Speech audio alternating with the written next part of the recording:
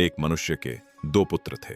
उनमें से छोटे ने अपने पिता से कहा, हे पिता, संपत्ति में जो भाग मुझे मिलता है वह मुझे दे दीजिए। तब पिता ने अपनी संपत्ति उनके बीच बांट दी। कुछ ही दिनों बाद छोटा पुत्र सब कुछ लेकर दूर देश को चला गया और वहां उसने उच्छृंखल जीवन जीते हुए अपनी सारी संपत्ति नष्ट कर दी। जब वह सब कुछ खर्च कर चुका तब उस देश में भारी अकाल पड़ा और वह दरिद्र होने लगा। तब वह वहां के एक नागरिक के पास गया जिसने उसे अपने खेतों में सूअरों को चराने भेज दिया। वह उन फलों से पेट भरना चाहता था जो सूअर खाते थे, परंतु कोई उसे कुछ न देता था।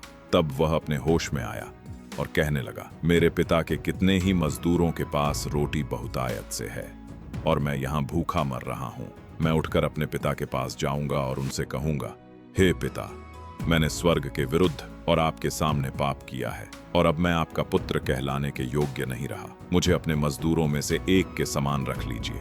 तब वह उठकर अपने पिता के पास चला, परंतु जब वह अभी दूर ही था, उसके पिता ने उसे देखा और उस पर दया आई और दौड़कर उसके गले लगा और उसे चूमा। पुत्र ने उससे कहा, हे पिता, मैंने स्वर्ग के विरुद्ध और आपके सामने पाप किया है। अब मैं आपका पुत्र कहलाने के योग्य नहीं रहा। परंतु पिता ने अपने दासों से कहा, शीघ्र उत्तम वस्त्र लाओ और उसे पहना दो और उसके हाथ में अंगूठी और पैरों में जूते पहना दो और पाला हुआ बछड़ा लाकर मारो कि हम खाएं और आनंद मनाएं, क्योंकि मेरा यह पुत्र मरा हुआ था और अब जीवित हुआ है, खो गया था और अब मिल गया है। और वे आनंद करने लगे। यह दृष्टांत हमें यह शिक्षा देता है कि परमेश्वर का प्रेम असीम है। जो कोई सच्चे मन से पश्चाताप करता है और उसकी ओर लौटता है, वह उसे अनुग्रह और क्षमा के साथ ग्रहण करता है।